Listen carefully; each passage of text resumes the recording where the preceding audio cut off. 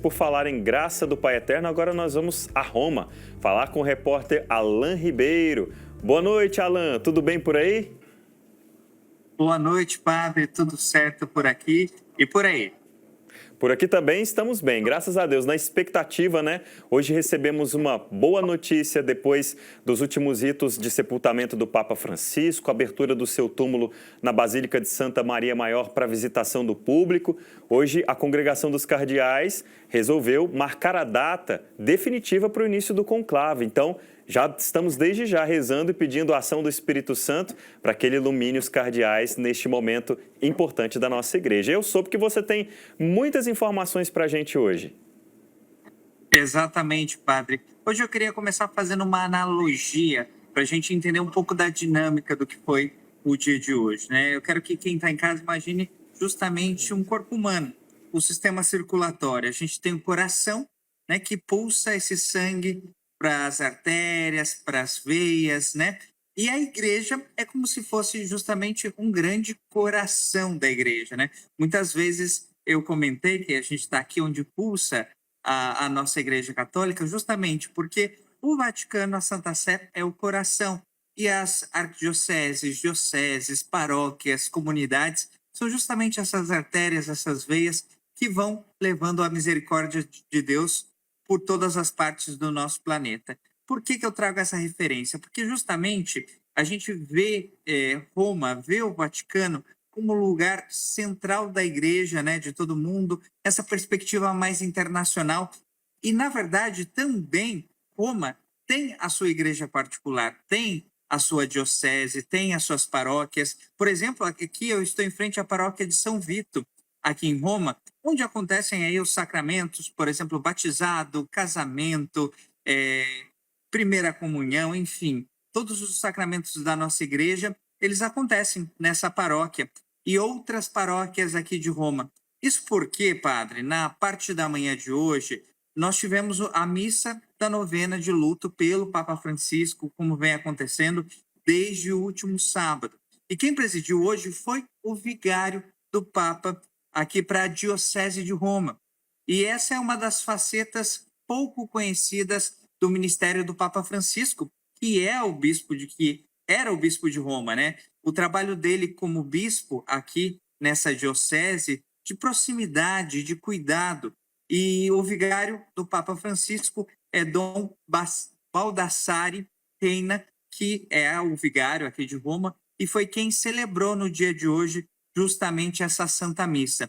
O Papa Francisco sempre foi muito consciente do seu papel como bispo de Roma, mesmo aparecendo 2, 3 vezes por semana, falando à igreja do mundo inteiro, ele sempre reservava um tempo para tomar conhecimento da vida, da animação pastoral aqui na Diocese de Roma. E a Diocese de Roma tem números impressionantes. A gente já ouviu por aí a história de que se for visitar todas as igrejas de Roma, vai levar mais de um ano. Isso é verdade, porque a Diocese de Roma inclui 332 paróquias localizadas aqui no entorno da capital da Itália e também 2 paróquias na cidade do Vaticano, totalizando aí 334 paróquias, além das comunidades que estão no entorno dessas paróquias. E o Papa fazia questão de visitar as paróquias, falava regularmente com os padres da diocese, era preocupado com a formação dos seminaristas. Então, hoje, a jornada de luto pelo Papa Francisco está sendo particularmente vivida pela igreja particular aqui de Roma, a diocese daqui. Então, é um momento muito especial para toda a população aqui do entorno de Roma, não só a cidade de Roma, mas também as outras localidades que pertencem à diocese, de viver esse momento de luto do Papa Francisco e estar junto com toda a igreja no mundo, como eu disse, como um grande corpo humano, um grande sistema circulatório. Roma também faz parte dessas artérias, dessas veias e vive junto com toda a igreja esse momento significativo de memória do Papa Francisco, memória do seu trabalho ao longo desses 12 anos. Eu volto com vocês aí no estúdio. Com certeza, Alan, nos trazendo uma informação muito importante. E, inclusive, quando você diz que as paróquias são como essas grandes artérias por onde pulsa o dia a dia da igreja, quando a gente fala da igreja, mais do que uma instituição, ela é o seu povo todos os dias colaborando, trabalhando, exercendo a sua atividade missionária. E esse dia a dia ele acontece nas paróquias, já que as dioceses são grandes conglomerados que reúnem diversas paróquias. E todo dia a dia da igreja acontece numa paróquia. E o Papa Francisco, ele não é autor, não vamos dizer assim autor, mas um Papa que influenciou bastante o pensamento de uma igreja cada vez mais em saída, de uma igreja onde a vida acontecesse todos os dias na paróquia. Então, foi um Papa que influenciou bastante e, ao mesmo tempo, chamou a atenção de que cada missionário evangelizador, independente da sua missão pastoral, movimento exercido na igreja, fosse alguém que fosse até aonde está aquele que sofre, seja o pecador, o injustiçado, o necessitado, aquele que está na periferia, onde a igreja muitas vezes não era capaz de chegar. Esse tipo de pensamento, esse tipo de ação do Papa Francisco é uma grande marca que ele vai nos deixar daqui para frente. Você também trouxe uma curiosidade, né? Muita gente se esquece que o Papa é o bispo de Roma, o bispo titular da Diocese de Roma. Tem pessoas que nem sabem disso, viu, Alan? Eu imagino, muita gente desconhece essa informação. Sim. E o detalhe é justamente que o Papa Francisco era próximo, ele se preocupava com a igreja de todo mundo, mas também se preocupava aqui com a Diocese de Roma.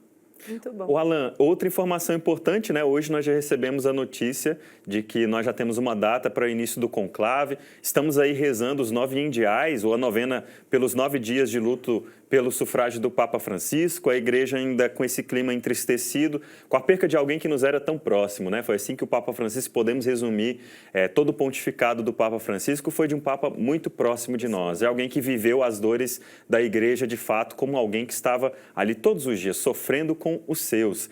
Mas nós já podemos dizer que por aí o clima que já se instaura é também de alegria, uma vez que o Papa Francisco era o Papa da alegria, do sorriso, de alegria porque no horizonte já brota para nós a esperança, através dos cardeais eleitores, da sucessão apostólica que precisa acontecer já daqui a alguns dias.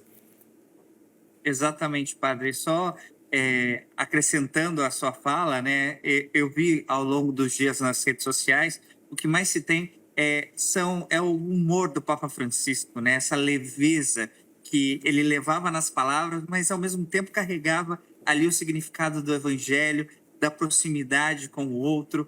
E aqui em Roma, justamente com a data, né, marcada para o próximo dia 7, a igreja já se prepara para esse conclave, né? Um conclave que deve ter padrões muito parecidos aos anteriores, né? Que elegeram o Papa Francisco, Bento XVI, que duraram em média aí 2 dias. Então, a igreja já fica nessa expectativa, nessa esperança, justamente em um ano jubilar que tratamos da esperança.